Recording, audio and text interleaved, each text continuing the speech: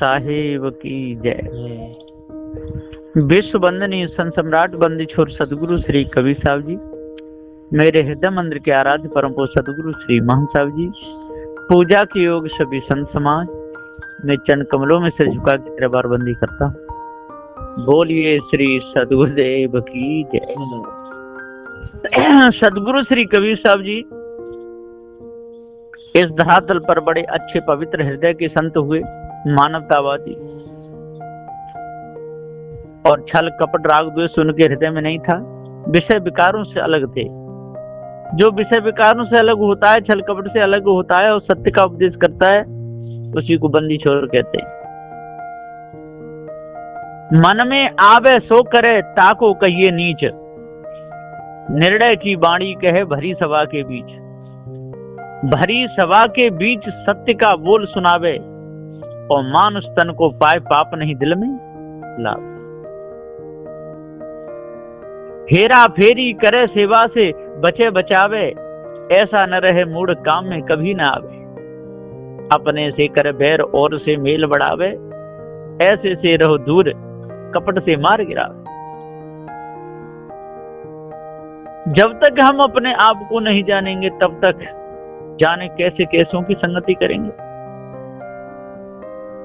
हमको पता ही नहीं चलेगा सत्य क्या है और झूठ क्या है। सत्य को झूठ मानते रहेंगे और झूठ को सत्य मानते रहेंगे, और सारा संसार मान ही रहा है। जो ईश्वर परमात्मा देवी देवताओं कल्पना झूठी है, उसको लोग सत्य मान रहे हैं, और जो अविनाशी चेतन जीव सत्य है, इसको झूठ मान रहे हैं। कैसा मामला है। जो खाता पीता बोलता डोलता चलता नहीं, कुछ लेता देता उपदेश नहीं सुनाता, उसको लोग सत्य मानते हैं कि यही पत्थर का देवता हमारा तन तारण करेगा। और जो सत्य का उपदेश देते हैं पार की संत, उनसे कहते हैं अरे ये क्या जाने, ये तो भगवान को भी नहीं मानते। जो है नहीं उसको भगवान कहते हैं, उसके पीछे पड़े हुए। और जो चेतन जीव है, इसको नानक विकारी परिजन कहते हैं। कैसी इनकी मत मारी गई है ताको जाने नहीं, नाई क्या करे मान, कहीं कभी प्रकार के सो नास्तिक का ज्ञान। जो पक्के नास्तिक बने हुए हैं, जो सत्य को न माने, सत्य को जो ठुकराए, जो सत्संग को न जाने और सत्संग है नहीं उसको सत्संग कहे, समझ लो को उसका अंतःकरण शुद्ध नहीं है, पवित्र नहीं है। जादन मिलेंगे पार की सदगुरु, पट खुल जाएंगे भाई। ध्यान योग जप संयम पूजा, सब खटपट मिट जाए। जादना पार की सदगुरु मिलते हैं, और तब हमको पता चलता है कि ध्यान कहाँ लगाना चाहिए। जो ध्यान लगा रहे हैं जी, ईश्वर परमात्मा हट जाएगा। जो योग कर रहे हैं उसके मिलने के लिए ये सारी बीमारी कट जाएगी। जो जप कर रहे हैं उसके मिलने के लिए सारी बीमारी कट जाएगी। जो संयम कर रहे हैं, जो पूजा कर रहे हैं अपने से भिन्न, ये सारी खटपट मिट जाएगी। पार की सदगुरु मिलेंगे तब। चार वेद सठ अष्ट दशोले मन का भाष मिट जाएगी। ये चार वेदों में जो भ्रम कल्पना है, शास्त्रों में है, दशोले अष्टादश 18 प्राणों में है, मन का भाष मिट जाए। बीजक ज्ञान समझ में आवे, पारक ज्ञान है जाए। और तब बीजक ज्ञान समझ में आएगा, पारक ज्ञान हो जाएगा, सारा भास दूर हो जाएगा। यत्न करे जो यत्न करे, खोजत सब डोलें। यत्न करें, खोजत सब डोलें। खूब खोज रहे हैं, यत्न करें, खोजत सब डोलें। पार ब्रह्म को भाई खोजत खोजत नहीं मिला, तब निर्गुण अलख बताइए। तब कहते हैं वो तो निर्गुण है, निराकार है, अलख है, कहां से मन शुद्ध होगा। तंत्र मंत्र जादू टोना में सब जगह दिया भुलाई, आज भूल सब पकड़ में आवे, बचकर कहां को जाई। सदगुरु कहते हैं कब तक कौन किसको भुलाएगा, एक न एक दिन तो पकड़ में आएगा। चोर कब तक चोरी करता रहेगा, पकड़ में आएगा ही आएगा। तंत्र मंत्र जादू टोना में सब जग दिया भुलाई, आज भूल सब पकड़ में आवे, बचकर कहां को जाए। जब पार की संत से बच के कहां जाएगा, पकड़ में आएगा ही आएगा। कब तक छिपे रहोगे भाई, सदगुरु रही बताइए। कहे तो बदमाशी को त्यागो, नहीं तो जेल है जाई। जो बदमाशी नहीं त्यागेगा, झूठ बोलना नहीं त्यागेगा, ईश्वर का नाम लेके कोई भी कर्म कर डालेगा, कहेगा उसने प्रेरणा दी है, तो जिस दिन हाथ पड़ेगा उस दिन पकड़ा जाएगा, जेल हो जाएगी। कितने मूड काट दिए तुमने, दीना खून बहाई। कितने पशुओं के मूड काट दिए, कितने मनुष्य मार दिए, खून बहा दिया। लाज शर्म तुमको नहीं आई, पत्थर दे पुजवाई। और लाज शर्म बिल्कुल नहीं, जब चौड़े में पत्थर पुज रहे हैं सबके सामने, और वहां पर व्यवस्था भी बहुत अच्छी कर दी जाती है, लश्कर लगा दिया जाता है, देवी की पूजा हो रही है, देवता की पूजा हो रही है, पत्थर पुज रहे हैं। बेचारे अबोधी मनुष्यों के सिर झुकाए जा रहे हैं, और पंडित पुजारी वहां लूट लूट के खा रहे हैं। आचार्य महानुगुरु कहते हैं, भूपेन्द्र दास लोलाई, काम बना फिर नहीं बिगड़ता, पारखी गुरु ढिंग आई। जब काम बन जाता है फिर बिगड़ता नहीं है। जो पारखी गुरु जी के ढिंग आ गया, समझ लो उसका काम बन गया। और यदि ऐसो कई पास आ गया कि नाम के पारखी काम के नहीं, तो बना हुआ और बिगड़ जाएगा और ज्यादा गहरे में चला जाएगा। इसलिए पहचान होनी चाहिए। जैसे वैद्य लोग दवा लिखते हैं और कह देते हैं कि भाई देखो हम दवा तो लिख रहे हैं, पर कहीं नकली नहीं लेने ना, असली की पहचान भी बता देते हैं। यदि नकली दवा आएगी तो लाभ नहीं करेगी, रोगी समझेगा अरे वैद्य जी तो वैसे ही, और असली दवा लेगा तभी वो लाभ करेगी। आजकल नकली कंपनियां बहुत चल गई हैं, दवा बना रही है ना। रोगी ठीक ही नहीं होते, वैद्य बदनाम हो जाते। इसी प्रकार से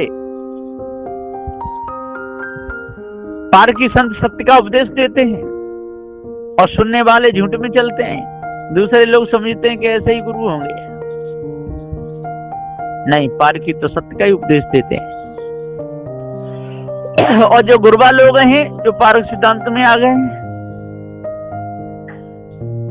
वो तो झूठ का ही उपदेश देते हैं। खो पेट भर हुआ, उनको कहा जाता है पेट भर हुआ। भर को पेट भयो आनंदा, और बाहर में जाए वो परमानंदा। उन्हें तो पेट भरना है। 16 फुलका खाए भरोसो राम को, और हमें खबर कुछ ना है घुसो कोई गांव को। उनको कोई लेना देना नहीं, कहां बारात चढ़ रही है, क्या हो रहा है। बस उन्हें तो भोजन मिल जाए, पानी मिल जाए, कपड़ा मिल जाए, सोने को जगह मिल जाए, क्या जड़ चीज। कोई कोई तो ये कहते हैं कि बुरहानपुरिया तो यही करते रहते हैं, खानी बानी खानी बानी खानी बानी। अब बताओ, खानी बानी दो ही तो जाल हैं, और इनको नहीं परखाएंगे तो पता कैसे चलेगा, जीव कैसे बचेगा भवबंधनों से। इसलिए सदगुरुदेव कहते हैं कि भाई अपने दिमाग को सुधारो, मन को ठीक करो, है ना। सत्य का विरोध मत करो। यदि सत्य का विरोध करते रहोगे तो आपके मन के विकार मिटेंगे नहीं, है ना। पारखी सदगुरु श्री पूरन साहब जी ने सदग्रंथ तीजा बीजक का टीका किया। इस ग्रंथ का नाम त्रिजा है। यदि उसको ध्यान से पढ़ोगे तो सारे मन के विकार निकल जाएंगे। और सदगुरु श्री राम स्वरूप साहब जी ने जो पंचग्रंथि का टीका किया है, षटग्रंथि का टीका पूरा कर दिया है, भाष्य पूरा तैयार कर दिया है। यदि ध्यान से पढ़ोगे लगन से तो सभी प्रकार की बीमारी निकल जाएगी। कारीगर वही कमजोर होता है जो ध्यान नहीं देता है। सिखाने वाला कारीगर तो बहुत अच्छा है, और सीखने वाला ध्यान नहीं देता, थोड़ा वो सीख गया और वो समझ गया कि अब तो मैं पूरा कारीगर बन गया, और अलग दुकान रख लेगा, और जो भी उससे कारीगरी करवाएगा उसका काम कमजोर रह जाएगा। ऐसे बहुत होते हैं। और जो धीरे से उनकी देख रेख में बढ़िया तरह सीखते हैं और पूरा काम सीख जाते हैं, तब पूरे कारीगर हो जाते हैं। तो अधूरे कारीगर, पूरे कारीगर ऐसे भी होते हैं। जैसे कपड़ा सीने का काम करते हैं, एक तो पक्का टेलर होता है बढ़िया, जो कोट पैंट को बढ़िया सी ले वो पक्का माना जाता है, और वैसी सिलाई कर ले तो वो टेलर तो उससे कहते हैं, दर्जी भी कह देते हैं, लेकिन वो पूरा नहीं माना जाता है। ठीक इसी प्रकार से जिसको आर पार का पूरा जड़ चेतन का ज्ञान होता है, वो कभी धोखे में न फंसता न फंसाता, उसको पारखी कहते हैं। और जो ऊपर ऊपर का ज्ञान हो गया है वो भी पारखी पारखी कहेंगे, लेकिन वो पक्का नहीं माना जाएगा। वो कभी भी संसार के मोह में फंस सकता है, संसार के लोभ में आ सकता है, वो पूरा नहीं है। जिस पर संसार का रंग न चढ़े वो पूरा है, और जिसके ऊपर संसार का रंग चढ़ जाए वो अधूरा है। तो जितने भी महापुरुष हुए, पारखी हुए, सदगुरु श्री पूरन साहब जी से लेकर के अभी तक, उन पर किसी का रंग नहीं चढ़ा, क्योंकि उन्होंने मर्मता से संत गुरुजनों के द्वारा बारीकी से सदग्रंथ बीजक को पढ़ा, उसके भेद को समझा, उन पर रंग नहीं चढ़ेगा। और जो वैसे ही हैं सेवा से बचते रहते हैं, दूसरों को बचाते रहते हैं, कपट में उनका पूरा जीवन रहता है, साधु हो जाते हैं, 10, 20, 50 भजन भी याद कर लेते हैं, ग्रंथों को रट लेते हैं, बोलते रहते हैं, और खिसकते खिसकाते रहते हैं, फंसते फंसाते रहते हैं, संसार में आनंद मौज लेते रहते हैं। तो सदगुरुदेव जी पुकार के समझाते हुए कहते हैं कि जब तक हम बढ़िया तरह इस तन को नहीं निचोड़ेंगे, जहर को पूरा नहीं निचोड़ेंगे, तब तक विकार बना ही रहेगा। जैसे कपड़ा लोग धोते हैं और धो करके निचोड़ते हैं, यदि अच्छी तरह कपड़े को नहीं निचोड़ा तो जहां सूखने डालेंगे तो नीचे पानी पानी हो जाएगा, और यदि बढ़िया तरह निचोड़ दिया तो उस कपड़े में से ही पानी उड़ जाएगा, जमीन पर नहीं टपकेगा। इसी प्रकार से जो बढ़िया तरह संत गुरुजनों की सेवा में रह करके बारीकी से यदि पूरा पारक सिद्धांत ज्ञान हो गया, तब संसार में कभी नहीं फंसेगा। और यदि ऐसा ही रहा जैसे कपड़े में पानी भरा हुआ है, पोला पोला नचोड़ दिया, नीचे टपकता है, ऐसा यदि रहा, कच्चा रहा, संसार में निकल गया, तो जहां तहां टपकता डोलेगा, संसार में फंस जाएगा।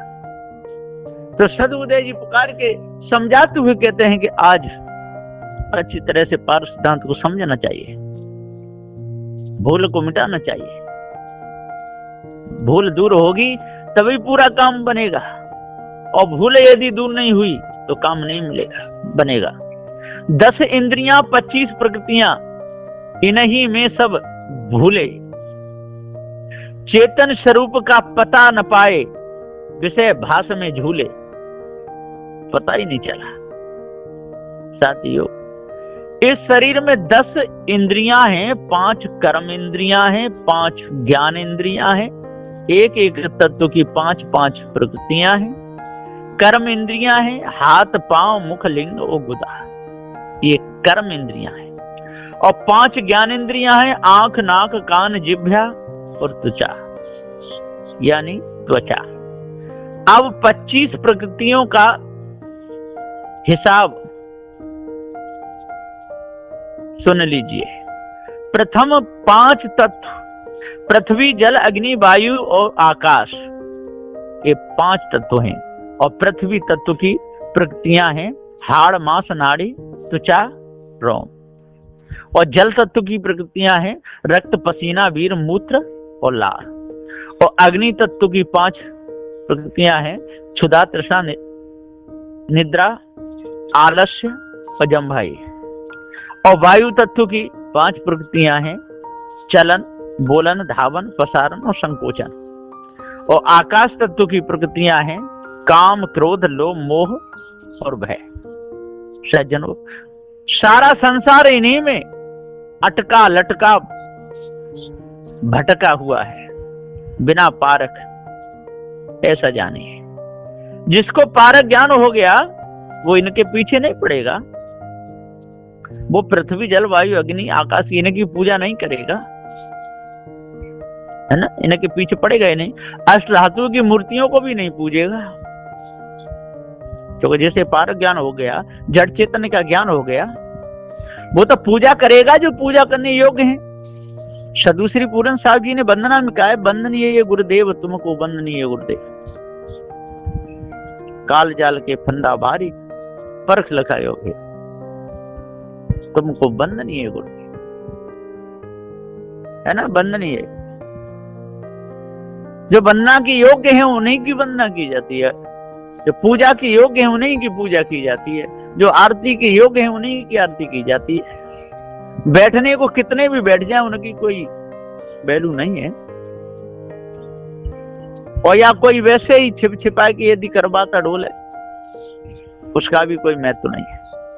जिसने विषय विकार त्याग दिए हो, इसने भ्रम त्याग दिया हो, पूरी मानवता इसके अंदर हो, किसी प्रकार से भी भ्रम का उपदेश नहीं देता हो, स्वयं जगा हुआ हो और जगाता रहता हो, वो ही जगा सकता है। और स्वयं सोया हुआ है काम में, क्रोध में, लोभ में, मोह में, आशा, तृष्णा, छल, छिद्र, कपट में, राग द्वेष में, विषय वासनाओं में, मोहमता में जो सोया हुआ है तो क्या जगाएगा? स्वयं तो जग नहीं पाया, दूसरों को जगाएगा।